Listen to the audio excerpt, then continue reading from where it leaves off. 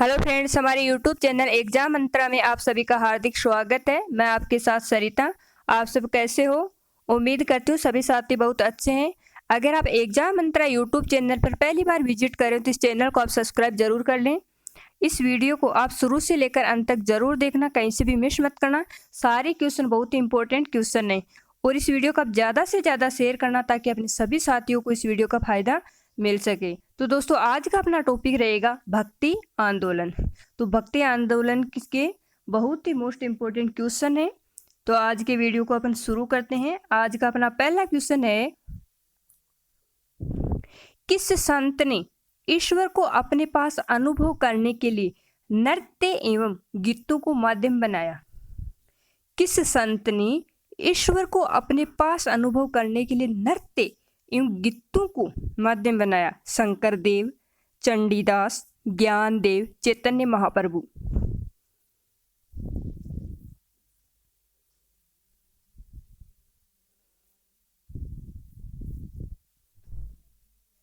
तो इसमें आपका डी ऑप्शन सही होगा।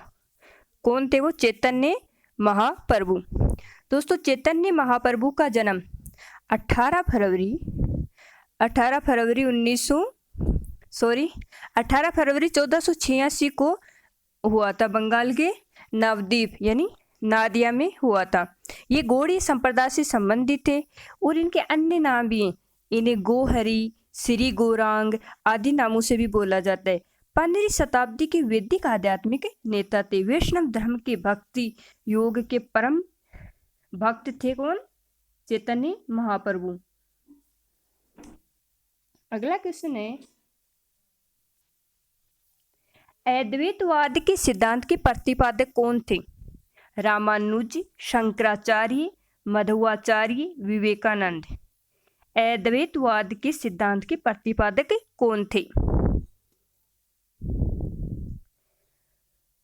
तो दोस्तों, अद्वैतवाद के प्रतिपादक थे शंकराचार्य। बी ऑप्शन सही होगा। शंकराचार्य कहाँ के थे? केरल के। इनका जन्म हुआ था 788 में।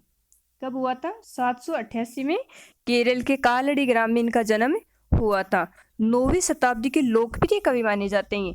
सनातन धर्म की प्रतिष्ठा के लिए 4 इन्होंने मठ स्थापित किए थे। किन्होंने? शंकराचार्य जी ने 4 मठ स्थापित किए थे, 4 अलग अलग जगहों पर। इन्होंने भारत के उड़ीसा, गुजरात, उत्तराखंड और जगन्नाथपुरी आदि तमिलनाडु में जगन्नाथपुरी आदि इन्होंने 4 मठ स्थापित किए थे। तो ये बहुत ही अच्छे भक्ति आंदोलन के आचार्य माने जाते हैं शंकराचार्य जी। अगला क्वेश्चन है, यदि संस्कृत देव भाषा है तो मेरी मातृभाषा दस्यु भाषा है। ये उक्ति किसकी है? ज्ञानदेव की, एकनाथ की, तुकाराम की या रामदास की? यदि संस्कृत देव भाषा है तो मेरी मातृभाषा दस्यु भाषा है। ऐसी उक्ति किसकी है? तो ये उक्ति है एकनाथ की। बी ऑप्शन सही होगा। और एकनाथ जी कहाँ के थे? पैठण के। और इनका जन्म हुआ था 1533 में। कब हुआ था? 1533 में। ये मराठी संत माने जाते हैं। और एकनाथी भागवत लोकप्रिय इनका ग्रंथ है। इनका एक ग्रंथ है जिसका नाम है एकनाथी भागवत। एकनाथी भागवत ये इनका लोकप्रिय ग्रंथ माना जाता है। किसका? एकनाथ जी का। अगला क्वेश्चन है, महाराष्ट्र में भक्ति संप्रदाय निम्नलिखित में से किसकी शिक्षाओं द्वारा फैला था?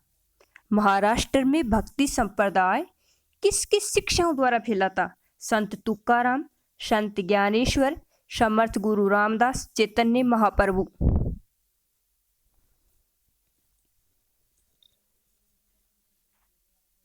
तो इसमें आपका बी ऑप्शन सही होगा। संत ज्ञानेश्वर। महाराष्ट्र में कौन थे? संत ज्ञानेश्वर। और संत ज्ञानेश्वर का जो जन्म हुआ था वो था 1275 में। इनका जन्म 1275 ईस्वी में हुआ था। और ये 13वीं शताब्दी के महान संत माने जाते हैं। कौन? संत ज्ञानेश्वर। अगला क्वेश्चन है, निम्नलिखित में से किसे कुछ विचारकों ने प्रच्छन्न बोध की संज्ञा दी? तो इनमें से किसको विचारकों ने प्रच्छन्न बोध की संज्ञा दी? रामानुजाचार्य, शंकराचार्य, कुमारिल भट्ट, चैतन्य। तो प्रच्छन्न बोध की संज्ञा किसे दी गई है? तो इसमें आपका बी ऑप्शन सही होगा। शंकराचार्य जी को कुछ विचारकों ने प्रच्छन्न बोध की संज्ञा दी है। और जो शंकराचार्य जी थे इनका जन्म हुआ था 1608 में। कब हुआ था? 1608 ईस्वी में हुआ था। ये शिवाजी के गुरु थे और दासबोध ग्रंथ की रचना की थी इन्होंने मराठी भाषा में। शंकराचार्य जी ने क्या की थी? दासबोध ग्रंथ की रचना। दासबोध ग्रंथ की रचना इन्होंने मराठी भाषा में की थी। अगला क्वेश्चन है, शिवाजी के आध्यात्मिक गुरु कौन थे? शिवाजी के आध्यात्मिक गुरु कौन थे?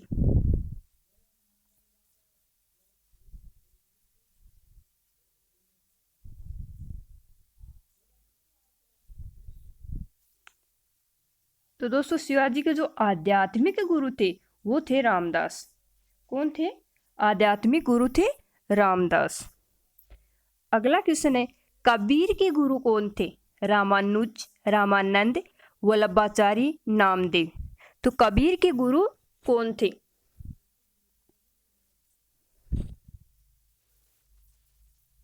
तो दोस्तों कबीर के गुरु थे रामानंद जी। कौन थे? रामानंद। बी ऑप्शन सही होगा। और भक्ति आंदोलन के प्रवर्तक माने जाते हैं कौन? रामानंद। और तुलसीदास जी के प्रेरणा स्रोत थे ये। और इनका जो जन्म हुआ था वो होता इलाहाबाद में, ब्राह्मण परिवार में। कहाँ हुआ था? इलाहाबाद के एक ब्राह्मण परिवार में हुआ था रामानंद जी का जन्म। और इनका जन्म जो हुआ था वो हुआ था 1299 में, प्रयागराज में हुआ था, इलाहाबाद में। और जो रामानंद जी के गुरु थे वो माने जाते हैं, रामानंद जी के जो गुरु माने जाते हैं उनका नाम है राघवानंदन। राघवानंदन। कबीर के गुरु थे रामानंद जी और रामानंद जी के गुरु थे राघवानंदन। और इनकी जो प्रसिद्ध रचनाएं हैं रामानंद जी की वो है श्री वैष्णव, मत्तावज भास्कर, श्री राम चैतन्य, पद्धति, गीता भाष्य, उपनिषद भाष्य आदि कई इनकी महत्वपूर्ण रचनाएं मानी जाती हैं। किसकी? रामानंद जी की। तो इसमें आपका बी ऑप्शन सही होगा। अगला क्वेश्चन है, रामानुजाचार्य को होयसल वंश के जैन धर्मावलंबी शासक विट्टिंग को वैष्णव धर्मावलंबी बनाने में सफलता मिली। विट्टी ने अपना नाम बदलकर क्या रखा? एक बार दोबारा से देख लो। रामानुजाचार्य को होयसल वंश के जैन धर्मावलंबी शासक विट्टिंग को वैष्णव धर्मावलंबी बनाने में सफलता मिली। विट्टी ने अपना नाम बदलकर क्या रखा? विष्णुवर्धन, विष्णु स्वामी, विष्णु रामास्वामी, विठल स्वामी। तो उन्होंने अपना नाम बदलकर रखा था विष्णुवर्धन। ए ऑप्शन सही होगा। अगला क्वेश्चन है, गुरु नानक का जन्म 1469 ईस्वी में कहाँ हुआ था? गुरु नानक का जन्म 1469 ईस्वी में कहाँ हुआ था? तलवंडी ननकाना, मुल्तान, अमृतसर, रोपड़।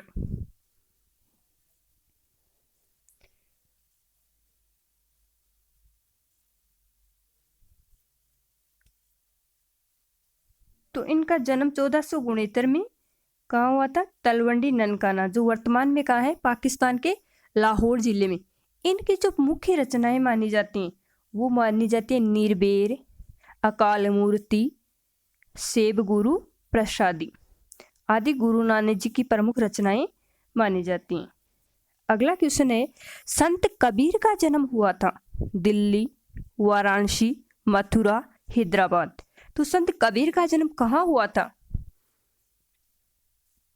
कबीर जी की जो मुख्य रचनाएं मानी जाती वो है साकी, शबद, रेमेनी। इनकी जो मुख्य भाषा थी वो अवधी व सदूखड़ी मानी जाती है। और कबीर जी निरक्षर थे, निरक्षर होकर भी इनकी इतनी सारी रचनाएं, वो बहुत ही भाषा के तो डिटेक्टर माने जाते हैं कबीर जी। निरक्षर थे कबीर जी। तो बताओ कबीर जी का जन्म कहाँ हुआ था?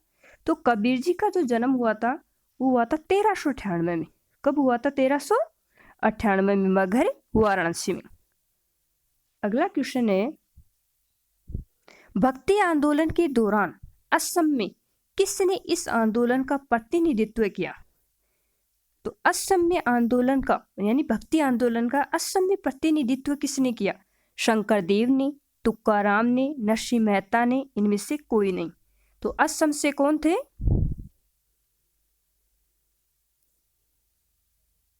तो असम से थे शंकरदेव। कौन थे? शंकरदेव। अगला क्वेश्चन है, गुरु नानक का धर्म उपदेश है मानव बंधुत्व का, सिखों को लड़ाकू संगठन बनाने का, धर्म के रूप में सिखत्व का और सिखों की एकता का। तो गुरु नानक का धर्म उपदेश क्या है?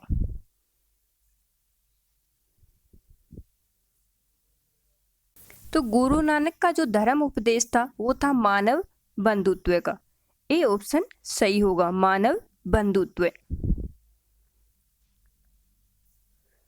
अगला क्वेश्चन है, सभी भक्ति संतों के मध्य एक सम्मान विशेषता थी कि उन्होंने अपनी वाणी को उसी भाषा में लिखा जिसे उनके भक्त समझते थे, पुरोहित वर्ग की सत्ता को नकारा, स्त्रियों को मंदिर जाने को प्रोत्साहित किया, मूर्ति पूजा को प्रोत्साहित किया। तो सभी भक्ति संतों के मध्य एक समान विशेषता क्या थी?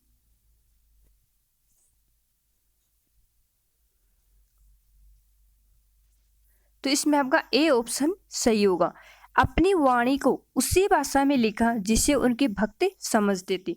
ये सभी भक्ति संतों के मध्य एक समान विशेषता थी।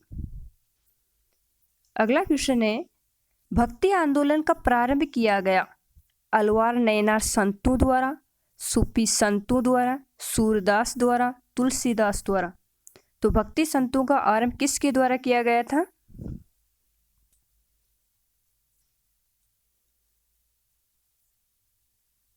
तो भक्ति आंदोलन का जो शुरुआत हुआ था वो किया था अलवार व नयनार संतों ने। 12वीं शताब्दी के प्रारंभ में रामानंद द्वारा यह आंदोलन दक्षिण भारत से उत्तर भारत लाया गया। तो दक्षिण भारत से उत्तर भारत की तरफ लाने वाले कौन थे? रामानंद।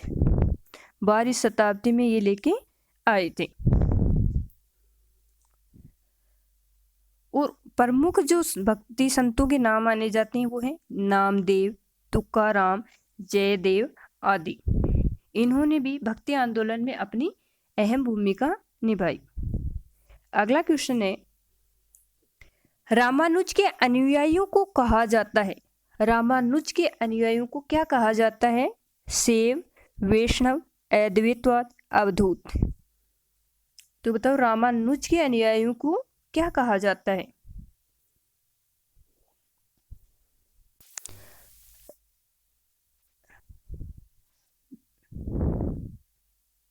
रामानुजाचार्य जी का दोस्तों जो जन्म हुआ था वो हुआ था 12वीं शताब्दी में।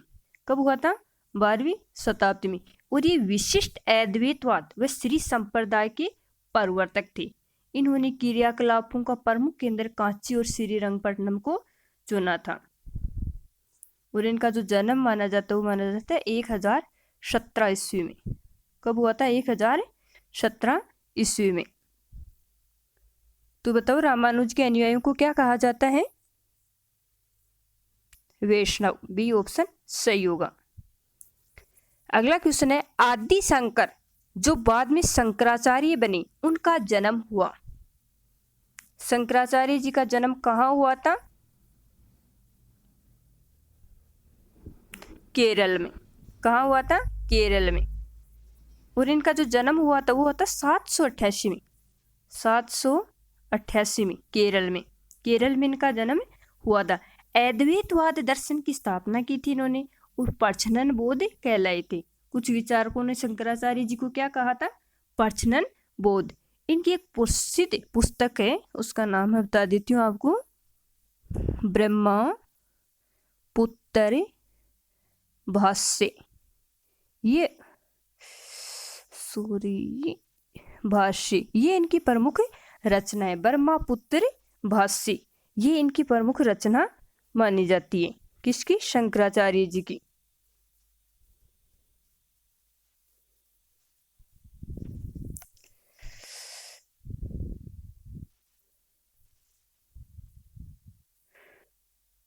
सॉरी दोस्तों। अगला क्वेश्चन है, निम्नलिखित में से कौन सा एक सही कालानुक्रम है? शंकराचार्य, रामानुज, चैतन्य, रामानुज, शंकराचार्य, चैतन्य, रामानुज, चैतन्य, शंकराचार्य, शंकराचार्य, चैतन्य, रामानुज। तो इनमें से कौन सा एक कालानुक्रम सही है?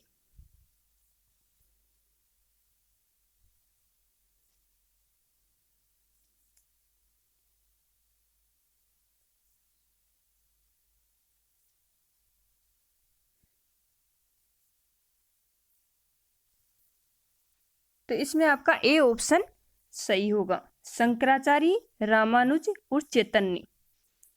ए ऑप्शन सही होगा। अगला क्वेश्चन है, निम्नलिखित में किस भक्ति संत ने अपने संदेश के प्रचार के लिए सबसे पहले हिंदी का प्रयोग किया था? तो अपने प्रचार प्रसार के लिए सबसे पहले हिंदी भाषा का प्रयोग किसने किया था? दादू, कबीर, रामानंद, तुलसीदास।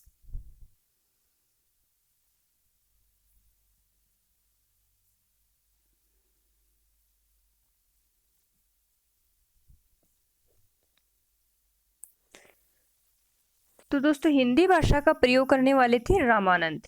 कौन थे? रामानंद। सी ऑप्शन सही होगा। ये उत्तरी भारत के पहले महान भक्ति संत थे, रामानुज के शिष्य थे। तो रामानंद जी किसके थे? रामानुज के शिष्य थे और इनका जन्म हुआ था इलाहाबाद में। रामानंद जी के 12 शिष्य माने जाते हैं। कितने शिष्य माने जाते हैं? 12। रामानंद जी पहले भक्ति संत थे जिन्होंने अपने सिद्धांतों का प्रचार हिंदी में किया था। तो ये पहले भक्त माने जाते हैं जिन्होंने अपने संदेश के प्रचार के लिए हिंदी भाषा का प्रयोग किया। अगला क्वेश्चन है, असम का चैतन्य किसे कहा जाता है? असम का चैतन्य किसे कहा जाता है? शंकर देव को, लालगीर को, दरिया साहेब को, शिव नारायण को। तो बताओ असम का चैतन्य किसे कहा जाता है?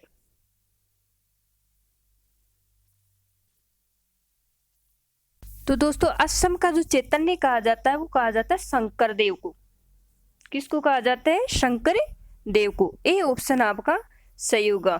और इन्होंने शरण संप्रदाय की स्थापना की थी। शंकर देव ने शरण संप्रदाय की स्थापना की थी। इन्होंने सर्वोच्च देवताओं की महिला सहयोगिनियों जैसे सीता जी हैं, पार्वती हैं, राधा आदि को मान्यता नहीं दी थी। ये एकमात्र ऐसे कृष्ण मार्गी भक्त थे जिन्होंने कृष्ण की मूर्ति पूजा का विरोध किया था। इनके द्वारा स्थापित मत है महापुरुषीय या महापूर्वीय के रूप में जाना जाता है। अगला क्वेश्चन है, निम्नलिखित में से कौन भक्ति आंदोलन का प्रस्तावक नहीं था? नागार्जुन, तुकाराम, प्रयागराज, वल्लभाचारी। तो भक्ति आंदोलन का प्रस्तावक इनमें से कौन नहीं था?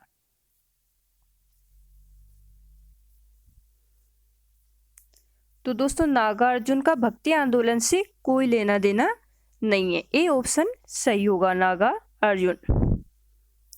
अगला क्वेश्चन है, गीत गोविंद के रचयिता हैं बाण भट्ट, जयदेव, सूरदास, चैतन्य।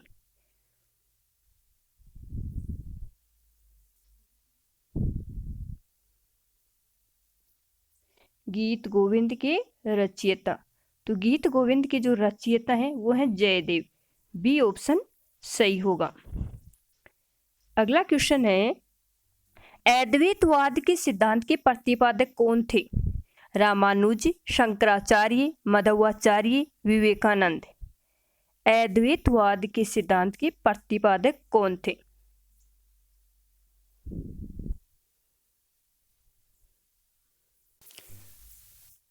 तो दोस्तों अद्वैतवाद के कौन थे? शंकराचार्य। बी ऑप्शन सही होगा। और शंकराचार्य जी का जन्म मैंने आपको थोड़ी देर पहले बताया था, 788 में कहाँ हुआ था? केरल में। कहाँ से थे शंकराचार्य जी? केरल। और कुछ विचारक उन्हें क्या कहते थे? प्रच्छन्न बोध। और इनकी जो प्रसिद्ध पुस्तक थी वो थी ब्रह्मपुत्र भाष्य। और एक इनके वो 4 मठ स्थापित किए थे, वो याद रख लेना आप। तो इन्होंने 4 मठों की स्थापना की थी। एक था श्रृंगेरी मठ जो द्वारिका में था, एक था शारदा मठ जो पुरी में था, एक था गोवर्धन मठ जो श्रृंगेरी में था, एक था ज्योतिर्मठ जो बद्रीनाथ में था। तो ये 4 मठ हैं, इन्हें आप याद रख लेना। राजस्थान के गुजरात, उड़ीसा, उत्तराखंड और तमिलनाडु में। अलग अलग राज्यों में इन्होंने अलग अलग 4 मठों की स्थापना की थी। किन्होंने? शंकराचार्य जी ने। अगला क्वेश्चन है, किस संत ने ईश्वर को अपने पास अनुभव करने के लिए नृत्य एवं गीतों को माध्यम बनाया था? नृत्य एवं गीतों को माध्यम किसने बनाया था? शंकर देव ने, चंडीदास ने, ज्ञान देव ने, चैतन्य महाप्रभु ने।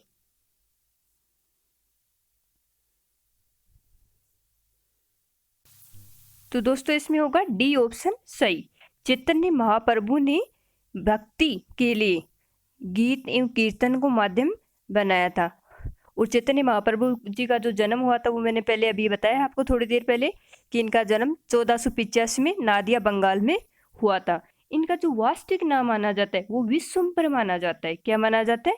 विश्वम्भर। ये बंगाल में आधुनिक वैष्णववाद के जन्मदाता कहे जाते हैं। एक बात याद रख लेना आप, चैतन्य एक मात्र ऐसे संत थे जिन्होंने मूर्ति पूजा का विरोध नहीं किया था। इन्होंने गौरांग महाप्रभु के नाम से भी पूजा जाता है। चैतन्य ने गान, नृत्य, कीर्तन आदि भक्ति आंदोलन के उपदेश दिए हैं। तो यह चैतन्य महाप्रभु। और इन्होंने चैतन्य चरितामृत कृतवास द्वारा रचित इनकी एक जीवनी मानी जाती है। अगला क्वेश्चन है कि पुष्टि मार्ग के दर्शन की स्थापना किसने की? चैतन्य ने, नानक ने, सूरदास ने, वल्लभाचार्य ने। पुष्टि मार्ग के दर्शन की स्थापना किसने की? तो दोस्तों पुष्टि मार्ग के दर्शन की स्थापना करने वाले कौन थे? वल्लभाचार्य। और वल्लभाचार्य जी थे वाराणसी से और इनका जो जन्म माना जाता है वो हुआ था 1479 में वाराणसी में हुआ था। और इन्होंने पुष्टि मार्ग व रुद्र संप्रदाय की स्थापना की थी। किसकी स्थापना की थी? रुद्र संप्रदाय की स्थापना की थी। और इन्होंने कभी भी संन्यास ग्रहण नहीं किया था। गृहस्थ संत थे ये। वल्लभाचार्य जी क्या थे? गृहस्थी आदमी थे। इन्होंने कभी भी संन्यास ग्रहण नहीं किया था। अगला क्वेश्चन है, चैतन्य महाप्रभु किस संप्रदाय से जुड़े थे? श्री संप्रदाय, वारकरी संप्रदाय, गौड़ीय संप्रदाय, इनमें से कोई नहीं। तो चैतन्य महाप्रभु किस संप्रदाय से जुड़े हुए थे?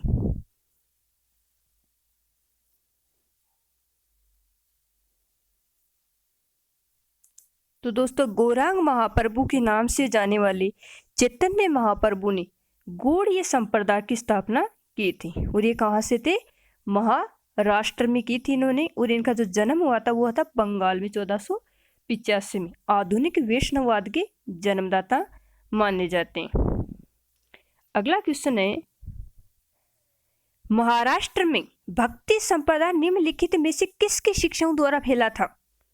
महाराष्ट्र में भक्ति संप्रदाय किसकी शिक्षाओं द्वारा फैला था? संत तुकाराम, संत ज्ञानेश्वर, समर्थ गुरु रामदास, चैतन्य महाप्रभु। तो दोस्तों इसमें आपका बी सही होगा, संत ज्ञानेश्वर। और संत ज्ञानेश्वर का जन्म हुआ था 1276 में महाराष्ट्र में। 1276 में महाराष्ट्र के आलिंदी क्षेत्र में इनका जन्म हुआ था। ज्ञानदेव ने मराठी में भागवत गीता पर ज्ञानेश्वरी नामक टीका लिखी थी। भागवत गीता पर इन्होंने ज्ञानेश्वरी नामक एक टीका लिखी थी। किन्होंने? ज्ञानदेव ने, जिसकी गणना संसार की सर्वोत्तम रहस्यवादी रचनाओं में की जाती है। तो ज्ञानदेव द्वारा लिखी गई ज्ञानेश्वरी नामक टीका की पूरे संसार में सर्वोत्तम रहस्यवादी रचनाओं में गणना की जाती है। अगला क्वेश्चन है, भक्ति आंदोलन को दक्षिण भारत से लाकर उत्तर भारत तक प्रचारित करने का श्रेय किसे दिया जाता है? शंकराचार्य जी को, रामानुज को, रामानंद को, कबीर को। दक्षिण भारत से उत्तर भारत भक्ति आंदोलन लाने वाले कौन थे? तो इसमें नाम आता है रामानंद जी का। भक्ति आंदोलन को दक्षिण भारत से उत्तर भारत लाने वाले थे रामानंद। सी ऑप्शन सही होगा। अगला क्वेश्चन है, दक्षिण भारत का वह संत कौन था जिसने अपना अधिकांश जीवन उत्तर भारत में वृंदावन में बिताया? दक्षिण भारत के तो संत थे और उन्होंने अपना जीवन उत्तर भारत के वृंदावन में बिताया? रामानुजाचार्य, निम्बारक आचार्य, माधवाचार्य, विष्णु स्वामी।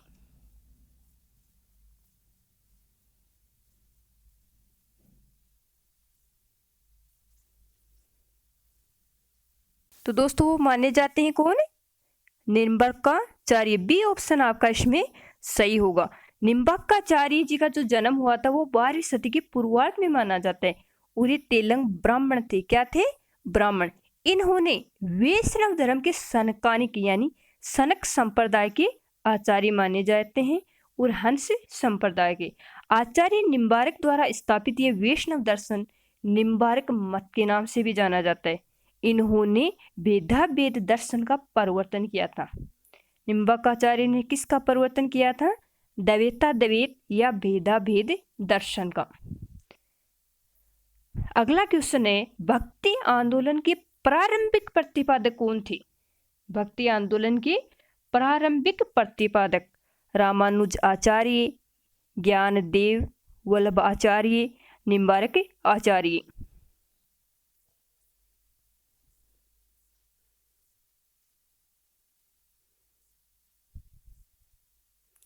तो 12वीं शताब्दी में भक्ति आंदोलन के प्रथम जो प्रचारक थे वो थे रामानुजाचार्य। इन्होंने श्री संप्रदाय की स्थापना की थी। तो इसमें आपका ए ऑप्शन सही होगा, रामानुजाचार्य।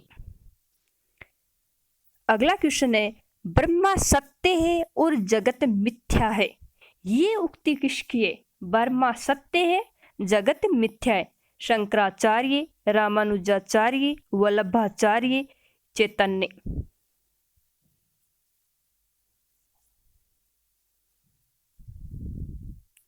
तो ये थे शंकराचार्य और शंकराचार्य जी कहां से थे? केरल से। अगला क्वेश्चन है, निम्नलिखित में किस भक्ति संत ने अपने संदेश के प्रचार के लिए सबसे पहले हिंदी का प्रयोग किया था? तो अभी मैंने आपको बताया था, ये रिपीटेड क्वेश्चन है। हिंदी का सबसे पहले प्रयोग किसने किया था? रामानंद जी ने। अगला क्वेश्चन है, जाति पाति पूछे न कोई, हरि का बजे सो हरि का होई, ये पंक्ति किसकी है? जाति पाति पूछे नहीं कोई, हरि का बजे सो हरि का होई। रामानंद, कबीर, तुलसी, शोर। तो दोस्तों ऐसी उक्ति तो पढ़ने से ही पता चल जाता है किसकी हो सकती है। तो भाषा के डिटेक्टर माने जाने वाले कबीर जी की है। किसकी है ये? कबीर की। बी ऑप्शन सही होगा। भक्त तुकाराम कौन से मुगल सम्राट के समकालीन थे? तो तुकाराम जी किसके समकालीन थे? बाबर, अकबर, जहांगीर, औरंगजेब। तो ये थे जहांगीर के समकालीन। सी ऑप्शन सही होगा। किसके समकालीन थे? जहांगीर के। दोस्तों तुकाराम का जो जन्म हुआ था वो महाराष्ट्र के देहू में 1608 में हुआ था। कब हुआ था? 1608 में महाराष्ट्र के देहू में तुकाराम ने वारकरी पंथ की स्थापना की थी। किस संप्रदाय की स्थापना की थी? वारकरी। इन्होंने भक्ति पर कविताएं लिखी जिन्हें अभंग कहा जाता है। क्या कहा जाता है? अभंग कहा जाता है। इस नाम से इन्होंने कविताओं की रचना की थी। इन पर कबीर की विचारधारा का सर्वाधिक प्रभाव पड़ा था। कबीर जी की विचारधारा का तुकाराम पर सर्वाधिक प्रभाव पड़ा था और ये मुगल सम्राट जहांगीर के समकालीन थे। अगला दोस्तों आज के लिए बस इतना ही। धन्यवाद। इस वीडियो को आप ज़्यादा से ज़्यादा शेयर करना एवं लाइक एवं कमेंट करें। कमेंट करके आप मुझे ये बताएं कि आपको किस टॉपिक में, किस सब्जेक्ट की किस टॉपिक में क्या दिक्कत है, कौन सा टॉपिक आपको कठिन लगता है, ताकि उसके मैं सारे जितने भी पीछे एग्जाम्स में आए हुए क्वेश्चन हैं वो सारे क्वेश्चन मैं आपको बताऊंगी और आपकी समस्या का समाधान करने के लिए तत्पर रहूंगी। धन्यवाद दोस्तों।